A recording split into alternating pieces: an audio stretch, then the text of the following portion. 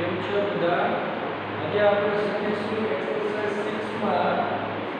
દાખલા નંબર 13.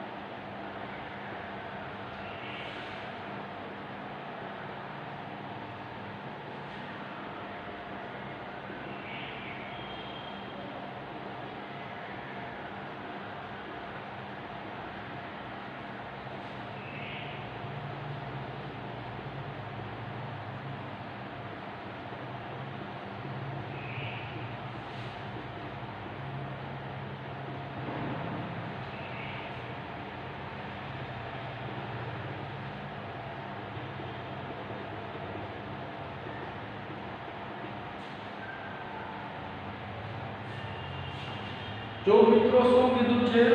કે જે બિંદુઓ આગળ અથવા x ની જે કિંમતો આગળ વિધેય આપ્યું છે f(x) = x - 2^4 x + 1 નો ક્યુબ એમાં આપ્યું છે બે વસ્તુ મેળવવાની a સ્થાનિક મહત્તમ મૂલ્ય અને b સ્થાનિક ન્યૂનતમ મૂલ્ય અને ત્રીજું આપ્યું છે નતિ બિંદુ ધરાવે તે બિંદુ એટલે કે x ની કિંમતો આપણે મેળવવાની છે। તો આપણે ટેક્સ્ટ બુકમાં એક પ્રમેય 3 આવી ગયો એના આધારે આપણે દાખલા ગણશું। તો પ્રમેય 3 શું કહે કે જો f' ની કિંમત છે જો x = c આગળ f' ની કિંમત ધનમાંથી ઋણ થાય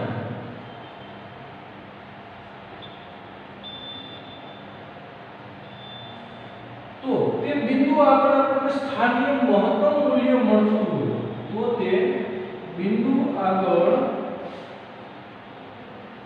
સ્થાનિક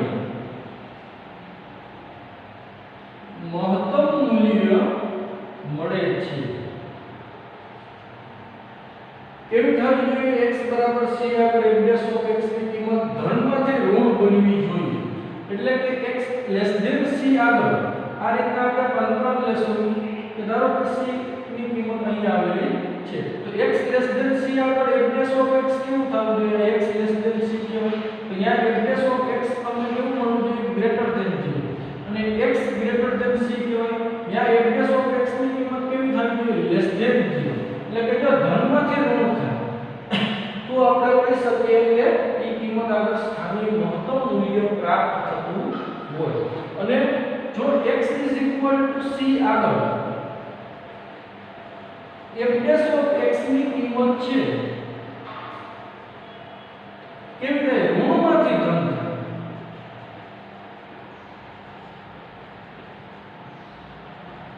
તો તે બિંદુ આગળ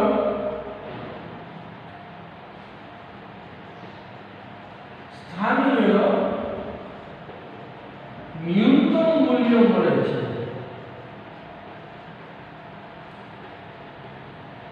જો હવે કેવું થવું જોઈએ ઋણમાંથી ધન થતું હોય તો યાદ રાખવાનું તે બિંદુ આગળ કેવું મૂલ્ય મળતું હોય સ્થાનિક ન્યૂનતમ મૂલ્ય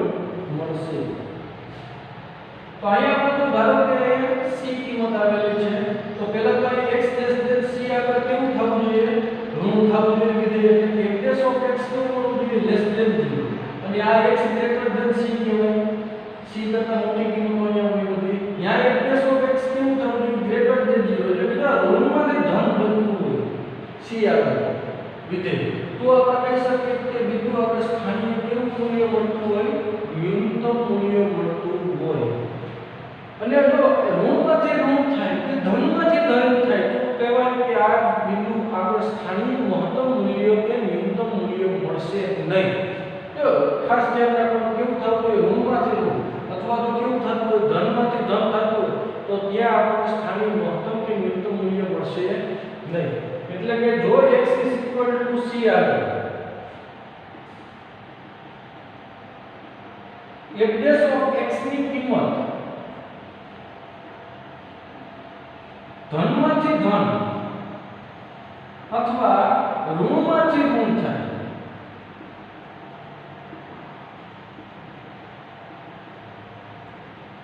તો તે બિંદુ આગળ સ્થાનિક મહત્તમ કે ન્યૂનતમ મૂલ્ય મળે નહીં.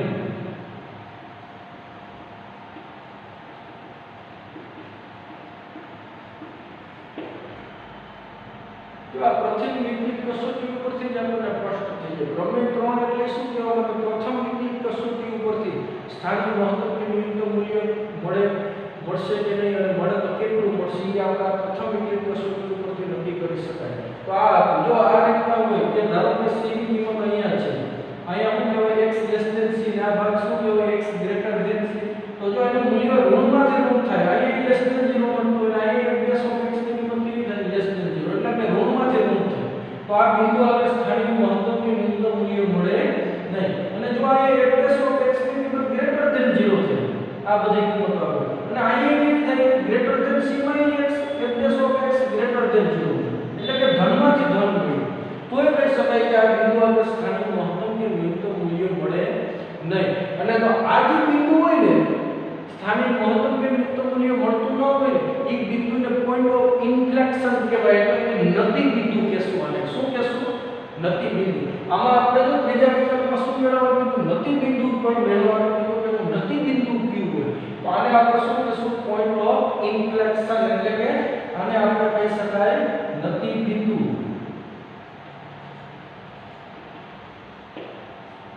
ગુજરાતી ભાષામાં નતી બિંદુ અને ઇંગ્લિશ ભાષામાં પોઈન્ટ ઓફ ઇન્ફ્લેક્શન અને કહેશું. તો આ પ્રથમ વિકલિત કસોટી ઉપરથી કઈ રીતના નક્કી કરી શકાય મહત્તમ કે ન્યૂનતમ મૂલ્ય. અત્યાર સુધી આપણે એક્ઝામ્પલમાં જોયું એ શું જોયું દ્વિતીય વિકલિત કસોટી જોયું છે કે પ્રથમ વિકલિત કસોટી ઉપરથી દ્વિતીય વિકલિત કસોટી મેળવીને આપણે જોયું કે સ્થાનિક મહત્તમ કે ન્યૂનતમ મૂલ્ય મળશે કે નહીં મળે. આ કઈ કસોટી હતી પ્રથમ વિકલિત કસોટી. એમાં પણ આપણે બધા જે આપણે મેળવ્યા અત્યારે બધા દાખલા જોયા સ્થાનિક મહત્તમ કે ન્યૂનતમ મૂલ્ય મેળવ્યું આ રીતે પણ આપણે મેળવી શકાય મેળવવું હોય તો બરોબર છે. તો આપણે તો કુલ પ્રશ્ન હતા કુલ પ્રશ્નમાં દ્વિતીય વિકલિત કસોટી ઉપરથી જ આપણે ગણી શકાય માટે આપણે શું કર્યું બધે આપણે કઈ કસોટી જોઈતી દ્વિતીય વિકલિત કસોટી ઉપરથી મહત્તમ કે ન્યૂનતમ મૂલ્યની ગણતરી કરી. આ રીતના પણ કરી શકાય આપણે કરવી હોય તો. તો આ આપણા ખાસ છે તમારે પાઠ્યપુસ્તકમાં વ્યવસ્થિત આ ટોપિક ઉતારી લેવાનો અને શીખવાનું કે આ રીતના પણ આપણે સ્થાનિક મહત્તમ કે ન્યૂનતમ મૂલ્ય મેળવી શકાય પ્રથમ વિકલિત કસોટી પરથી. અને નતી બિંદુ કોને કહેવાય તો કે એવી કિંમત કે જ્યાં સ્થાનિક મહત્તમ કે ન્યૂનતમ મૂલ્ય પ્રાપ્ત ન થાય તો એને આપણે શું કહેવાય નતી બિંદુ. દ્વિતીય વિકલિત કસોટીમાં નતી બિંદુ કોને કહી શકાય તો કે આપણે જોયું કે કોઈ પણ બિંદુ દ્વિતીય વિકલિત કસોટીમાં મૂકીએ અને એની કિંમત 0 થઈ જાય તો આપણે કહેતા કે આ બીજ આપણે સ્થાનિક મહત્તમ કે ન્યૂનતમ મૂલ્ય પ્રાપ્ત ન થાય તો એને આપણે શું કહેવાય પોઈન્ટ ઓફ ઇન્ફ્લેક્શન એટલે કે નતી બિંદુ કહેવાય. તો આ દાખલા પર તો આપણે આ રીતે જોશું કે આ દાખલા ઓલી રીતના કરશું તો સરળ નહીં થાય કેમ કે બધા ચાર દાખલા ઘર એટલે દ્વિતીય વિકલિત જરાક લાંબુ થશે એના હિસાબે દાખલો કેવો થશે લાંબુ થશે અને ભૂલવાળો થશે એટલે આપણે આ રીતનો ઉપયોગ કરીને આ એક્ઝામ્પલ સરળતાથી આપણે વ્યાખ્યાયિત કરીશું. આ રીત પણ આપણે શીખી લેવાની ગમે ત્યારે ઉપયોગી થાય એમસીક્યુમાં પણ ઉપયોગી થશે. પછી આપણે રીતના ઘણી વખત એક માત્ર દાખલો પૂછો તો એમાં પણ ઉપયોગી થાય એટલે આ રીત પણ આપણે શીખવી જરૂરી છે તો આપણે શીખી લેશું.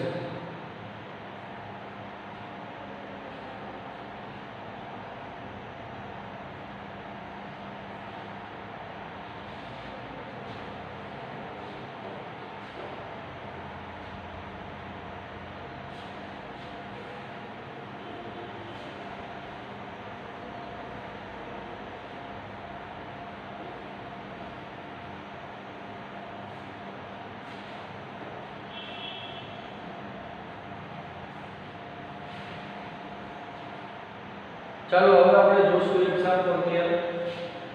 તો કે જે બિંદુ આગળ આપણે કીધું છે ને સ્થાનિક મહત્તમ મૂલ્ય ન્યૂનતમ મૂલ્ય નથી બિંદુ આપણે આ વિધેયને મેળવવાનું કીધું છે તો સૌપ્રથમ f(x) શું આપેલું છે x - 2 ની 4 ઘાત x + 1 નો ક્યુબ અને પ્રથમ વિકલન મેળવશું f' તો f' શું થશે તો કે ગુણાકારનું વિકલન છે પેલું અચળ x - 2 ની 4 ઘાત આનું વિકલન શું થાય 3 x + 1 નો સ્ક્વેર પાછું x + 1 નું થાય તો અહીંયા આપણે શું થાય પેલા ઘાતનું હોય હવે x + 1 નું થાય તો એ તો 1 જ થાય એટલે આપણે લખશું નહીં હવે x + 1 નો ક્યુબ અચળ આનું વિકલન શું થાય પેલા ઘાતનું 4 x - 2 નો ક્યુબ ઘાત આગળ એકનો ઘટાડો હવે x - 2 નું કરે એ તો શું થતું હોય 1 એટલે આપણે લખશું નહીં હવે આમાંથી આપણે સામાન્ય લઈએ સામાન્ય શું નીકળે તો આ બેમાંથી x - 2 નો ઘન ના બેમાં નાનું પદ છે x + 1 નો સ્ક્વેર તો સામાન્ય લેશું તો અહીંયા હું 3 x - 2 પ્લસ અહીંયા હું 4 x +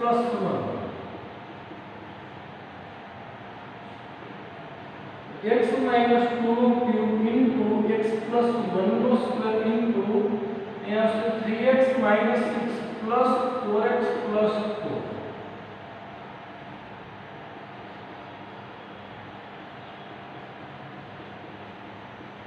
nice 7x minus 2 સાદું કરતા મળશે આ બ્રેકેટનું હવે આપણે શીખી ગયા કે f' મળ્યું તો આપણે સમીકરણના બીજ જોતા હોય તો કઈ રીતના આપણે f' ની કિંમત 0 લઈને આપણે મેળવી શકાય કે f' ની કિંમત 0 ક્યાં થાય તો કે એક તો જો -1 આગળ 0 થાય પછી એક તો 2 આગળ 0 થાય અને એક તો અહીં શું મૂકી દે તો 0 થાય 2/7 તો કોઈ કિંમત કેવી થશે 0 થાય f' ની એટલે અત્યારે આપણે ત્રણ બિંદુઓ પ્રાપ્ત થયા છે તો આપણે ત્રણેય આગળ ચકાસવું પડશે કે કયા બિંદુ આગળ સ્થાનિક મહત્તમ મૂલ્ય કયા બિંદુ આગળ સ્થાનિક ન્યૂનતમ મૂલ્ય અને કયા બિંદુ આગળ આપણે નવી બિંદુ પ્રાપ્ત થતું હશે તો આપણે ત્રણેય વસ્તુમાંથી આપણે બરાબર ચકાસીએ પહેલા આપણે લેશું x = 2 લઈએ x = 2 આગળ જોઈએ તો x = 2 આગળ આપણે જોવું હોય તો સૌપ્રથમ જોશું x <2 માટે કે x ની કિંમત 2 થી નાની રાખી તો આપણે f' ની કિંમત કેવી મળે તો f' પેલા 2 થી નાની એટલે આપણે 1 લઈએ તો 1 ઉપર 1 - 2 એટલે -1 નો ઘન એટલે -1 નો થાય એટલે આની નિશાની કેવી મળી માઈનસ ચિહ્ન આવશે અહીંયા આપણે 1 નું 2 નો સ્ક્વેર એટલે 4 એટલે આની નિશાની કેવી પ્લસ અને અહીંયા આપણે 1 ઉપર 7 - 2 એટલે કેવું મળશે 5 એ ગ્રેટર ધેન 0 એટલે આની નિશાની કેવી પ્લસ b તો અહીંયા આપણે મળ્યું આ ત્રણેયનો ગુણાકાર કરો તો કેવું મળે માઈનસ તો f' ની નિશાની કેવી આવશે માઈનસ x <2 હવે x > 2 આગળ જોઈએ x > 2 માટે f' તો x હલો આપણે 2 એટલે 3 મૂકવાય તો એ 3 - 2 એટલે 1 1 નો ઘન એટલે 1 થાય તો એની નિશાની કેવી મળી પ્લસ હવે અહીંયા આપણે 3 મૂકો તો શું આવશે 3 + 1 એટલે 4 4 નો સ્ક્વેર એટલે ગ્રેટર ધેન 0 એટલે એની નિશાની કેવી આવશે પ્લસ b અને અહીંયા આપણે 3 મૂકો તો 21 - 2 એટલે કે 21 એટલે ગ્રેટર ધેન 0 એટલે એની નિશાની કેવી મળી પ્લસ b એનો મતલબ f' ની નિશાની કેવી આવશે પ્લસ એટલે જો માઈનસ થી પ્લસ થી f' તો એનો મતલબ શું આવશે કે માઈનસ થી પ્લસ થતું હોય ઋણમાંથી ધન થાય f' ની કિંમત તો ત્યાં બીજ આગળ કેવી કિંમત મળતી હોય સ્થાનિક ન્યૂનતમ મૂલ્ય પ્રાપ્ત થાય તેથી કહી શકાય કે x = 2 આગળ સ્થાનિક ન્યૂનતમ મૂલ્ય મળે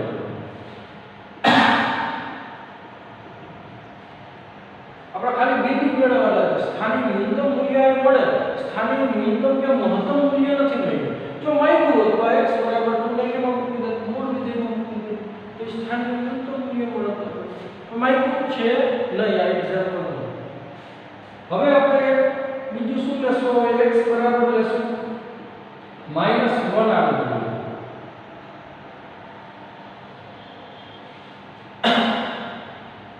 તો x બરાબર -1 ને આપણે માટે પ્રોસેસ કરીએ તો પછી લેશું x લેસ ધેન -1 લે x ની કિંમત -1 થી નાની રાખી તે ચેક કરીએ કે f' કેવું મળે તો f' is equal to x ની કિંમત -1 થી નાની એટલે કેટલી હોય -2 લઈ શકાય તો -2 અહીંયા મૂકો તો -2 એટલે -2 એટલે -4 -4 નો ઘન એટલે નિશાની કેવી આવે માઈનસ અહીંયા -2 મૂકો -2 +1 એટલે -1 પણ એનો સ્ક્વેર કરો એટલે નિશાની પ્લસ થઈ જાય અહીંયા આપણે -2 મૂકો એટલે -14 -2 એટલે -4 એટલે આની નિશાની કેવી માઈનસ એનો મતલબ કે આ કેવું છે આપણો f' ની કિંમત કેવી થઈ પ્લસ હવે x ગ્રેટર ધેન -1 લેતા હવે આપણે એની કિંમત કેવી લેશું -1 થી મોટી રાખીએ એટલે કે 0 લઈ શકાય તો આ 0 મૂકો તો -2 નો ઘન એટલે -8 એટલે કે f' ની ઇઝ ઇક્વલ એ -8 આવ્યો એટલે કે આની નિશાની કેવી માઈનસ અહીંયા મૂકો માઈનસ આપણે 0 + 1 એટલે 1 નો સ્ક્વેર એટલે 1 એટલે એની નિશાની કેવી વિધેયની પ્લસ અને આ 0 મૂકો તો આ કેવું આવે માઈનસ એટલે કે આની નિશાની કેવી માઈનસ 0 મૂકો એટલે 0 - 2 એટલે -2 એટલે કે એની નિશાની કેવી વિધેયની માઈનસ એટલે ત્રણેયનો ગુણાકાર કરો એટલે f' ની કિંમત કેવી થાય પ્લસ એટલે કે જો x બરાબર -1 આગળ વિધેયની કિંમત કેવી મળી પ્લસ થી પ્લસ f' ની કિંમત પ્લસ થી પ્લસ મળી એટલે ધન થી ધન મળી એટલે આપણે કહી શકાય કે આ બીજાગર સ્થાનિક મહત્તમ કે ન્યૂનતમ મૂલ્ય પ્રાપ્ત થશે નહીં તો આ શું હોય નતી બિંદુ કહેવાય પોઈન્ટ ઓફ ઇન્ફ્લેક્શન તેથી કહી શકાય કે x -1 આગળ f' ની કિંમત ધન થી ધન મળે છે તેથી આ બીજાગર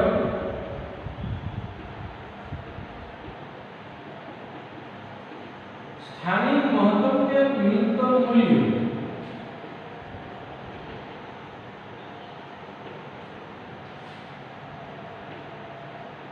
ન મળે તેથી આને કહેવાય નતી બિંદુ તેથી નતી બિંદુ કેટલું મળશે x = -1 મળે આ નતી બિંદુ મળી x = -2 એટલે કે અહીંયા આપણે મહત્તમ કે ન્યૂનતમ મૂલ્ય પ્રાપ્ત થશે નહીં હવે આપણે આગળ જોશું કે હવે કે કઈ કિંમત રહી ગઈ x હવે x = 2/7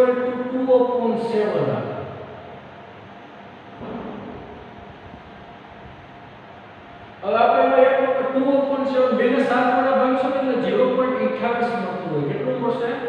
0.28 તો આપણે ન્યા ચકાસશું તો આપણે x લેસ ધેન લઈએ પહેલા x લેસ ધેન 2/7 આગળ એટલે કે 0.28 ની નાની કિંમત આગળ એટલે કે 0 લઈએ આપણે f' તો f' is equal હાલો તો 0 લેવાય 0 - 2 એટલે -2 -2 નો ઘન એટલે -8 એ લેસ ધેન 0 આવ્યો એટલે કે -3 અહીંયા આપણે 0 + 1 એટલે 1 1 નો સ્ક્વેર એટલે 1 એટલે કેવું મળ્યું વિધેય પ્લસ અહીંયા 0 મૂકો તો શું આવશે 0 - 2 એટલે માઈનસ એટલે કે f' ની નિશાની કેવી થાય ત્રણેયનો ગુણાકાર કરો એટલે પ્લસ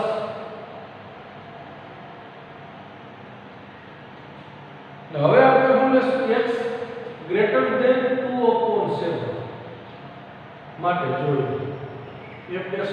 કેવું થશે x ગ્રેટર ધેન 2/7 એટલે કે 0.28 મોટી કિંમત એટલે કઈ લેવાય 1 લેશું તો 1 - 2 એટલે -1 -1 નો ઘન એટલે માઈનસ એટલે નિશાની કેવી થઈ માઈનસ હવે 1 + 1 એટલે 2 નો સ્ક્વેર એટલે 4 એટલે નિશાની કેવી થઈ પ્લસ અને હવે 1 + 7 - 2 એટલે 5 એટલે એની નિશાની પ્લસ તો એનો મતલબ કે આ ત્રણનો ગુણાકાર કેવો થયો માઈનસ એનો મતલબ કે આ કિંમત છે x = 2/7 આગળ f' ની ઋણમાંથી ઋણ છે એનો મતલબ કે સ્થાનિય શું મળે આપણને મહત્તમ મૂલ્ય પ્રાપ્ત થતું હોય આ બિંદુ એટલે કહી શકાય કે x = 2/7 આગળ સ્થાનિય મહત્તમ મૂલ્ય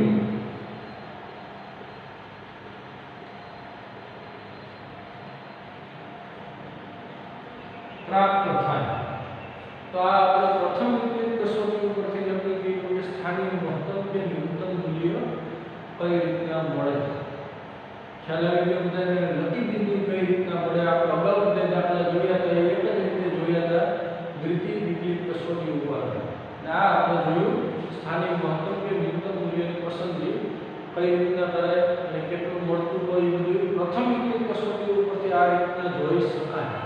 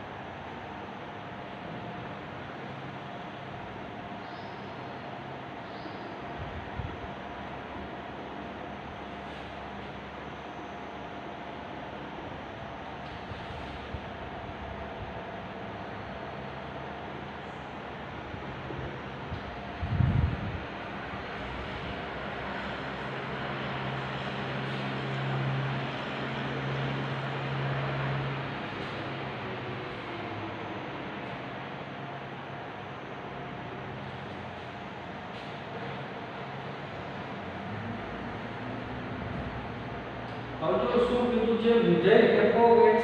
= આપેલું છે cos2x + sin x x belongs to સૌતંત્ર 0 થી π એના વૈશ્વિક મહત્તમ તથા વૈશ્વિક ન્યૂનતમ મૂલ્યો મેળવવાના છે જો આ જે વિધેય છે f(x) એનો વૈશ્વિક મહત્તમ તથા વૈશ્વિક ન્યૂનતમ મૂલ્ય શું હોય એ મેળવવાનું છે આપણે શીખી ગયા કે કોઈ પણ વિધેય છે સૌતંત્રમાં વ્યાખ્યાયિત હોય તો ત્યાં આપણને હંમેશા કઈ કિંમત લેવાની વૈશ્વિક મહત્તમ તથા વૈશ્વિક ન્યૂનતમ મૂલ્ય મળતું હોય આપણે એવું શીખીએ એ કઈ રીતના મળે તે પણ આપણે જોઈ ગયા અગાઉ કે જે આપણે સમીકરણ f(x) ની કિંમત 0 ધારીને આપણે શું કરીએ બીજ મેળવીએ અને બીજ અને સૌતંત્રના અંત્ય બિંદુઓ એ વિધેયની કિંમત આ ચારેયમાંથી જે મોટી હશે એ શું મળશે વૈશ્વિક મહત્તમ મૂલ્ય અને જે ચારેયમાંથી નાની હોય એને શું કહેવાય વૈશ્વિક ન્યૂનતમ મૂલ્ય એવું આપણે જોઈએ છીએ એના માટે આપણે આગળ વધશું સૌપ્રથમ f(x) શું આપેલું છે cos2x + sin x આનું પ્રથમ વિકલન મેળવશું f(x) આનું વિકલન શું થશે 2 cos x એટલે cos 2 પાછું થાય -sin x તો બાજુ x2 x ની સાપેક્ષે શું થતું હોય પાછું પેલા ઘાતનો ભાગ આગળ એકનો ઘટાડો એટલે 2 cos x પાછું cos -sin x પાછું x2 x ની સાપેક્ષે 1 sin x શું થશે x ની સાપેક્ષે cos x શું મળ્યું? 2 cos 2 sin. આમાંથી 2 cos x કોમન લઈએ તો કાઉસમાં આવ્યું -2 sin x + 1. હવે આપણે પ્રથમ વિકલ્પની કિંમત કેવી ધારી લઈએ? 0 લઈએ. inverse of x = 0 લેતા તો હું આવશે cos x into -2 sin x + 1 is equal to 0. તેથી cos x is equal to 0 के -2 sin x + 1 is equal to 0. cos x is equal to 0 क्या हो? આ x ની કિંમત 0 અને પાઈ માંથી આપણે લેવાની છે તો એમાં x ની કિંમત 0 એટલે જગ્યાએ છે ને π/2. આપણે એક વખત જોઈ ગયા અહીંયા π/2 અહીં 0 હોય અને અહીંયા પાઈ તો 0 થી પાઈ માં cos ની કિંમત 0 ક્યાં થાય તો કે π/2 આવવાનું થાય તો x ની કિંમત કેટલી આવવાની? π/2 અને sin x = હું આવશે 1/2. sin ની કિંમત 1/2 ક્યાં હોય? 0 થી પાઈ એક તો અહીંયા આવે π/6 sin 30 ની કિંમત 1/2 છે અને એક ક્યાં હશે? અહીંયા પૂર્ણાંક લઈ જવો હોય બીજા ચરણમાં sin ની કિંમત ધન અહીંયા કઈ રીતના લેવું? π - π/6 એટલે બીજા ચરણમાં બીજી તો π - π/6 એટલે 5/6 એટલે કે અહીંયા x ની કિંમત મને 2 મળે π/6 અને 5/6 અને બે કિંમત પાછી જોઈ લેવાય એમાં આવે છે 0 અને π વચ્ચે જ આવે છે બાકી એમાં અસંખ્ય પૂર્ણાંક આપણે 0 અને π વચ્ચે અમારા અહીંયા જરૂર હોય અહીંયા પાછો કયો ખૂણો મળે? 2π + π/6 અહીંયા sin ની કિંમત ગુણાકાર થાય અહીંયા આપણે 3π - π/6 તો અહીંયા sin ની કિંમત ગુણાકાર થાય પછી અહીંયા જાવ તો 4π + π/6 અહીંયા ગુણાકાર અહીંયા જાવ તો 5π - π/6 તો અહીંયા ગુણાકાર એવા પ્રોબ્લેમ સુધી આવ્યા અનંત ખૂણાઓ મળે તો મારે કેવા લેવાના છે? સૌનું અંતરાલ 0 થી π માં એટલે એમની અંદર આ બે જ ખૂણાઓ મળતા હોય જ્યાં sin x ની કિંમત 1 થાય અને cos x ની કિંમત આ ખૂણામાં કેવી થાય? 0 એટલે કે મને 3 ખૂણા મળે છે. તો વૈશ્વિક મહત્તમ તથા વૈશ્વિક ન્યૂનતમ મૂલ્ય મેળવવું છે એટલે હવે આપણે આ સીધી કિંમત કેમાં મૂકી દેવાય? મૂળ વિધેયમાં મૂકી દેવાય. દ્વિતીય વિકલિત ના કરાય. દ્વિતીય વિકલિત કઈ કરાય તો કે આપણે જોવું હોય કે ક્યાં બીજા કે સ્થાનિક મહત્તમ મૂલ્ય મળે ક્યાં બીજા કે સ્થાનિક ન્યૂનતમ મૂલ્ય મળે ત્યારે આપણે શું કરીએ? દ્વિતીય વિકલિત કરીએ ને. તો આપણે આમાં કઈ કરવાની જરૂર છે નહીં કેમ કે વૈશ્વિક મહત્તમ અને વૈશ્વિક ન્યૂનતમ મેળવવાનું છે તો આપણે સીધું મૂકશું. ઈ બે મેળવવાના કીધા હોય તો તમારે દ્વિતીય વિકલિત કરવું પડે સ્થાનિક મહત્તમ અને ન્યૂનતમ મૂલ્ય. પાયામાં આપણે માયગા નથી ક્યાં મૂલ્યો માયગા છે? વૈશ્વિક મહત્તમ તથા વૈશ્વિક ન્યૂનતમ મૂલ્ય માયગા છે તો આપણે જોઈએ આ બીજને પહેલા મૂળ વિધેયમાં કોઈ f(π/2) f(π/2) is equal to હું આવે cos square π/2 plus sin π/2 cos π/2 equal 0 એટલે 0 નો સ્ક્વેર sin π/2 1 0 plus 1 એટલે શું આવ્યું 1 હવે f(π/6) is equal to હું આમાં કિંમત cos square π/6 plus sin π/6 cos π/6 ની કિંમત શું થાય? √3/2 નો સ્ક્વેર લીધો √3/2 નો સ્ક્વેર પ્લસ sin π/6 એટલે શું થશે? 1/8 તો આનો વર્ગ કરો તો કેટલા આવે? 3/4 પ્લસ 1/8 4 લસાઈ લો તો કેટલા આવે? 5/4 હવે આ બતાવી દઉં છું x ની રેશિયો 5π/6 તો f(5π/6) is equal to આમાં મૂકવાની કિંમત 5 નો cos square 5π/6 plus sin 5π/6 cos square 5π/6 એટલે એના આપણે શું લખાય? cos π - π/6 નો square plus અહીં હું લખાય sin π - π/6 cos π - એટલે કેટલાનું ચરણ થાય? બીજું ચરણ. બીજા ચરણની અંદર cos કેવું હોય? ઋણ હોય અને વિધેય બદલાય એ પણ માથે સ્ક્વેર છે એટલે એ ઋણ વિધેય કેવું થાય? પ્લસ એટલે કે ખાલી શું આવશે? cos square π/6 ના બીજા ચરણમાં sin ધન હોય વિધેય નહીં બદલાય એટલે sin π/6 cos π/6 ની કિંમત શું થાય? √3/2 એનો સ્ક્વેર એટલે sin pi by 6 ની થશે 1/2 એટલે કે 3/4 પ્લસ 1/2 ચાર લસા લઈએ તો હું આ 5 ના છેદમાં 4 આ જ મૂલ્ય મેળવ્યું. અને હવે સૌપ્રથમ પહેલા અંત્ય બિંદુએ વિધેયની કિંમત ચેક કરવી પડે. તો આપણે શું મેળવશું f of 0 is equal to શું આવશે તો કે cos square 0 plus sin 0. cos square 0 એટલે cos 0 એટલે 1 1 નો સ્ક્વેર એટલે sin 0 એટલે 0 એટલે કે શું મળ્યું 1. અને હવે આપણે મેળવશું f of pi એટલે cos square pi plus sin pi. cos pi ની કિંમત -1 નો સ્ક્વેર પ્લસ sin pi ની કિંમત શું થાય 0 -1 નો સ્ક્વેર એટલે 1. તો આ આપણા વૈશ્વિક મહત્તમ મૂલ્ય માંગ્યું છે. વૈશ્વિક મહત્તમ મૂલ્ય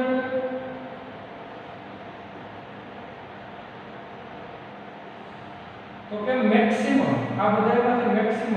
પહેલા આપણે શું મેળવ્યું f of pi by 2 પછી f of pi by 6 f of 5 pi by 6 પછી આપણે જોયું f of 0 અને f of pi. આમાંથી મેક્સિમમ તો maximum f of pi by 2 ની કિંમત 1 અને 5/4 આની 5/4 અને 1 તો મેક્સિમમ કેટલી મળે તો કે 5/4. આ વૈશ્વિક શું મળ્યું મહત્તમ મૂલ્ય મળ્યું. અને વૈશ્વિક ન્યૂનતમ મૂલ્ય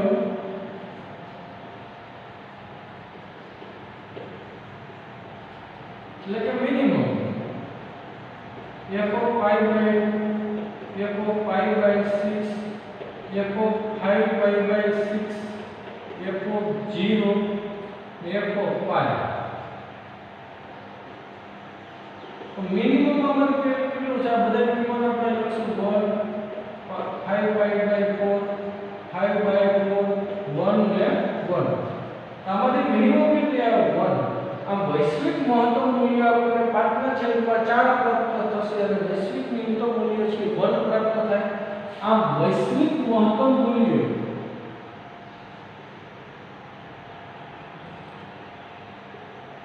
5/4 તથા વૈશ્વિક ન્યૂનતમ મૂલ્ય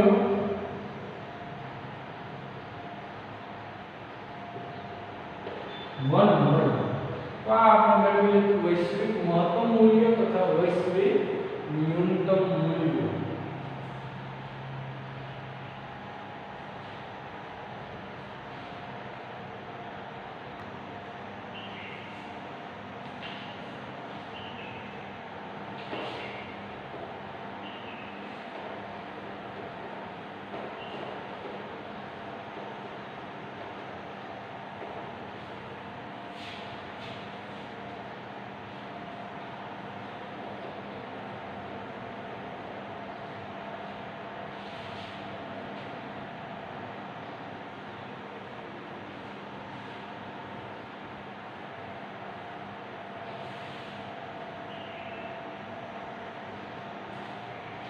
મિત્રો સમય ટૂંકો હોવાથી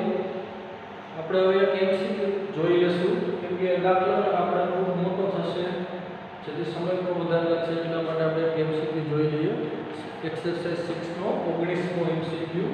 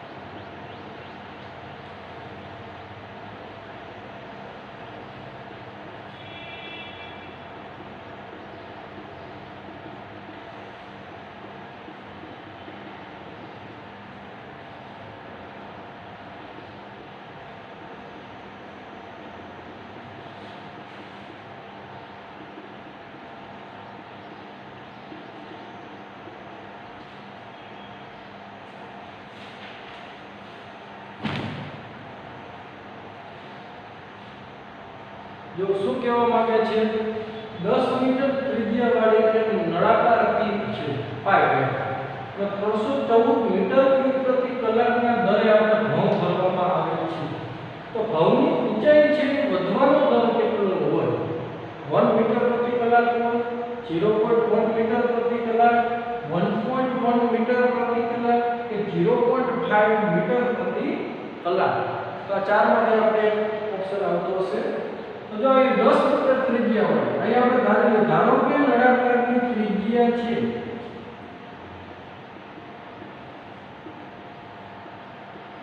r છે તો r કેટલા આપેલા છે આપણને 10 મીટર હવે હું કીધું છે નળાકાર પાઇપમાં 314 મીટર ક્યુબ પ્રતિ કલાકના દરે ઘઉં ભરવાના છે એટલે એકમ જો મીટર ક્યુબ પ્રતિ કલાક એટલે કે આ નળાકારના ઘનફળનું આપ્યું ને એકમ એટલે કે શું આપેલું છે dv/dt 314 મીટર ક્યુબ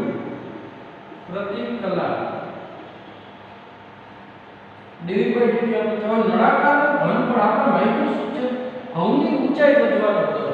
પણ ઘઉંની ઊંચાઈ વધવાનો દર કેમ આપણે નળાકાર ટીપમાં કીધું છે તો નળાકારનું ઘનફળ છે કે આ સૂત્ર દ્વારા મળશે નળાકારનું ઘનફળ v pi r2h r ની કિંમત 10 છે મૂકશું આપણે તો v શું થશે pi 10 નો સ્ક્વેર into h 10 નો સ્ક્વેર એટલે 100 pi h v હવે આપણે એકમ જો શું આપ્યું છે મીટર ક્યુબ પ્રતિ કલાક dv/dt આપ્યું છે તો v નું કોની સાપેક્ષે વિકલન કરશું આપણે t ની સાપેક્ષ તો dv/dt 100 pi અને h 100 pi પહોંચશે h શું થશે dh/dt dv/dt કેટલા 314 100 pi into dh/dt dh/dt ને કરતા કરશું dh/dt is equal to 314 ના છેદમાં 100 pi એટલે 314 ના છેદમાં 100 pi એટલે 3.14 એટલે આપણે શું લખાય 314 ના છેદમાં 100 ગુણ્યા અહીંયા 314 ના છેદમાં 100 લખી હવે છેદનો છેદ ઉપર જાય એટલે 100 ના આવશે 314 આ ઉડી ગયા બધા એટલે કે 1 એકમ હોય મીટર પ્રતિ કલાક આ ઘઉંની જે ઊંચાઈ હોય એ વધવાનો દર કેટલો આવે 1 મીટર પ્રતિ કલાક મળશે ને આપણને આ ઘઉંની ઊંચાઈ વધવાનો દર કેટલો મળતો હોય 1 મીટર પ્રતિ કલાક છે આ આપણે વિશે થશે કમ્પ્લીટ આજે આપણે ડેલી ટેસ્ટમાં જોશું હવે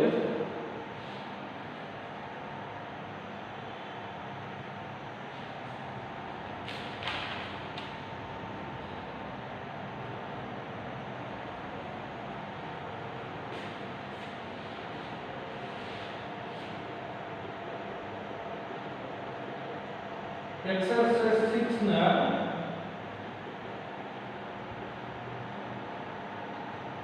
एग्जांपल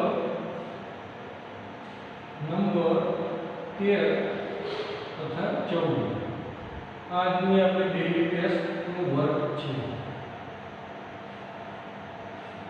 एग्जांपल 13 તથા 14 આજે આપણે ડેલી ટેસ્ટ